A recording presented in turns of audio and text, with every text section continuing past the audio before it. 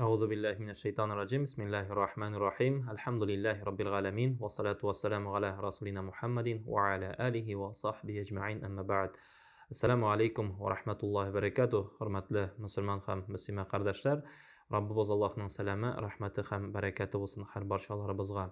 Шушы узып киткән 20-нче ел инде һәр кемгә Аллаһ субханаһу ва тааля сынау буларак бирде һәм аңа кадәр яшәгән елларны әгәр дә карасак, Раббыбыз Аллаһ Тәала безгә һәр нәрсәдә иркенлек бирде.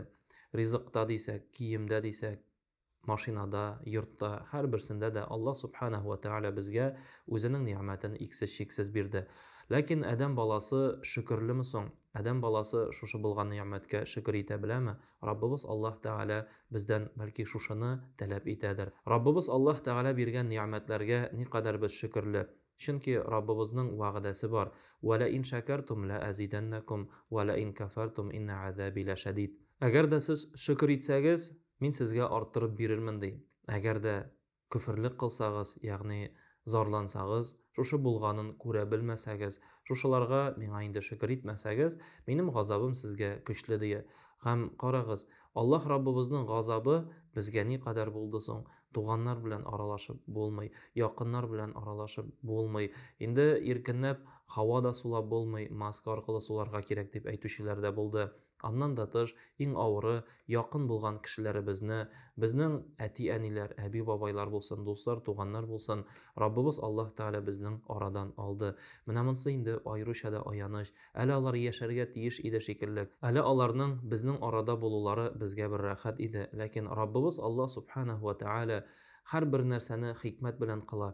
Һәм игътибар итеп карыйк, якыннарыбызның безнең арадан китүдә, туганнарыбызның, якын кешеләребезнең чирләве дә, шушы пандемия сәбәпле булган чикләүләр дә ни өчен Раббыбыз Аллаһ Тааля безгә бирә?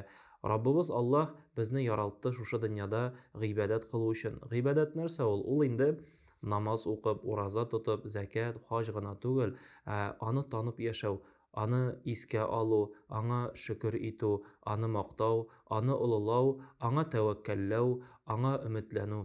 Шуңа да Раббыбыз Аллаһ субханаһу ва тааля бездән шушыны көтә.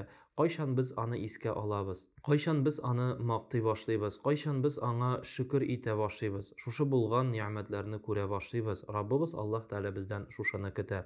Шуңа да туганнар, инде һәр беребезгә килгән әлеге сынау бу бөтен дөньяга килде, бөтен кешелеккә килде.